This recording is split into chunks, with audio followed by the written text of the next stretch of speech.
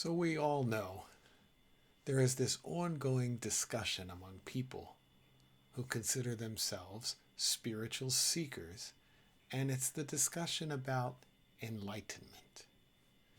What is the definition of enlightenment? Can you describe it? Are there different levels of enlightenment? How is enlightenment different from spiritual awakening or self-realization? How do I attain enlightenment? And why does it appear to be so hard for humans to attain enlightenment?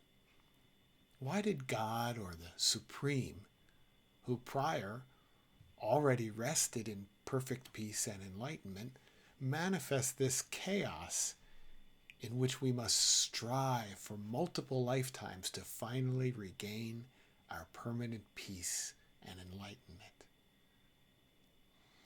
Now, I've been asked all these questions and more so many times, and I have answered, frankly and openly, that enlightenment is merely a human ego-mind notion or concept, and a completely misguided and illusory one at that.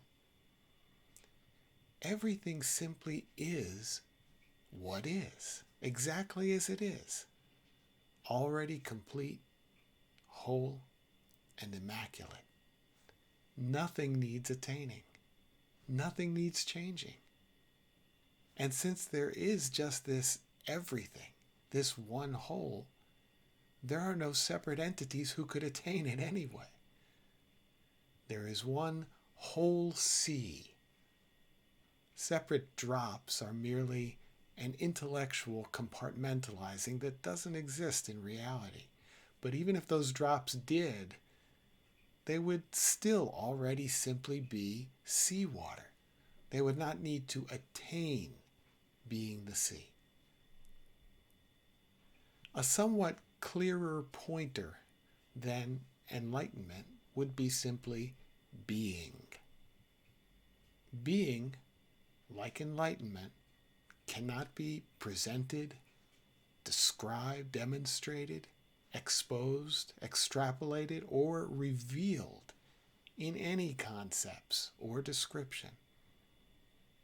That's why one ancient philosopher, Lao Tzu, famously said, "The Tao that can be spoken is not the true Tao." And why a modern day philosopher said, "That which can't be said, can't be said, and it can't be whistled either." So today, I want to go way out on a limb and propose the radical elimination of useless, misleading words and phrases that only confuse and serve to perpetuate a myth about something that doesn't need to happen because it already is.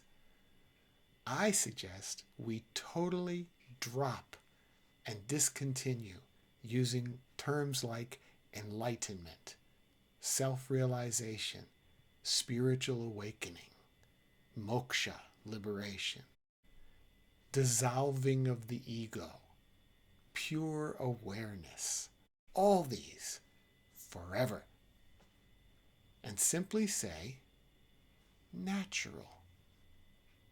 What is naturally? The natural state or the natural reality.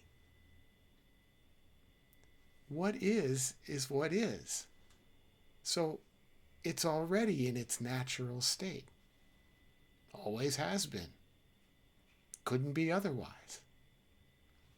Time doesn't really exist, but if we want to use the illusion of time and say that this universe is at least 14 billion years old, that's the current scientific estimate, and then plot all that time on a 24-hour clock, humans just got here at 23:59:59.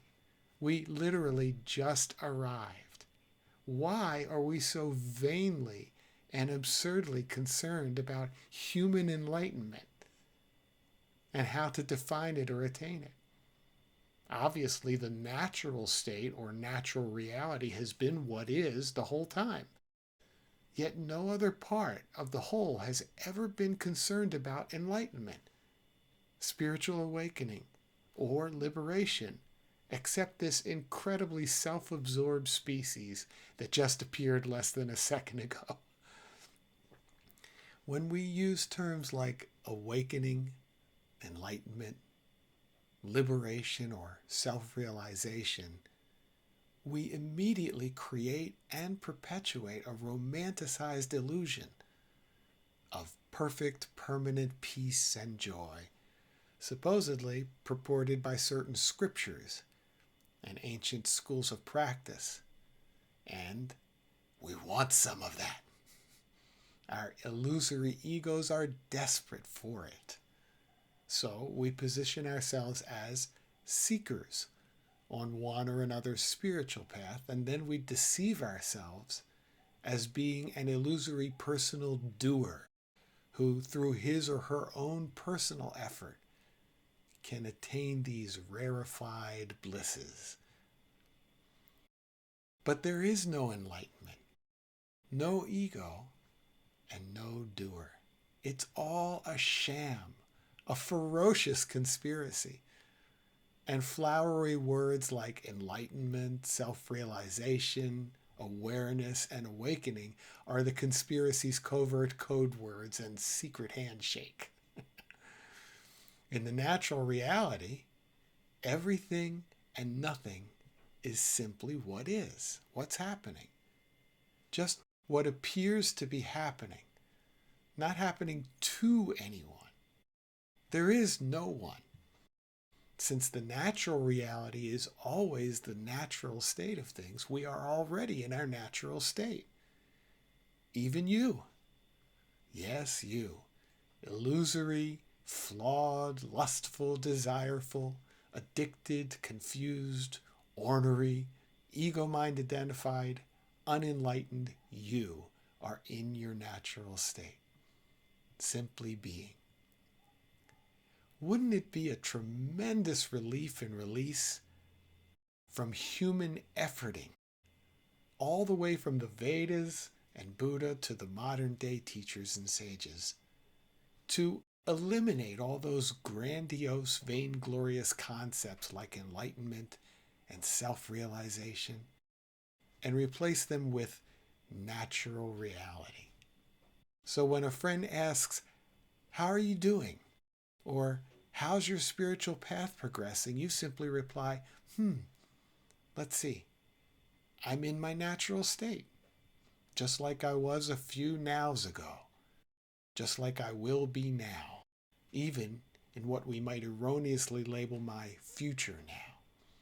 And replace all the glamorized books, titles like The Path to Enlightenment, The Sutras to Liberation, How to Awaken Your Kundalini, or The Ancient Key to Self-Realization, with a book title like Your Natural State, that's only 3 pages long.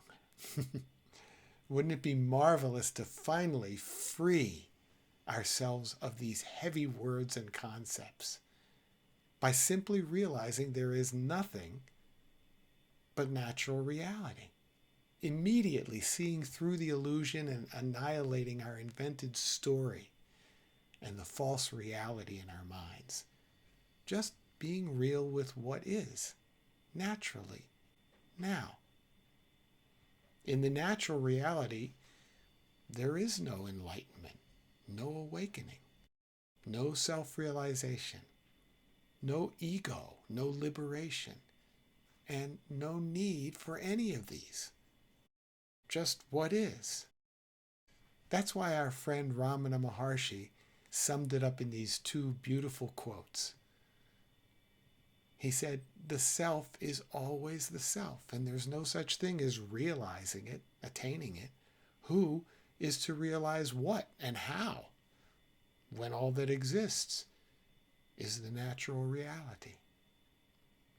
And he also said, the greatest obstacle to enlightenment is getting past the delusion that you are not already enlightened. I would add, the greatest obstacle to being natural and living in your already existing natural state is the clinging to terms and notions like enlightenment, spiritual awakening, moksha, and self-realization. Let them all go and enjoy living in and as the natural reality.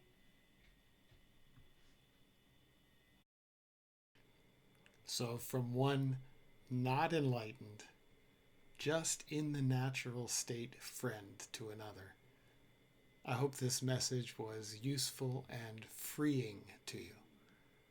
Thanks for listening, and let me hear from you.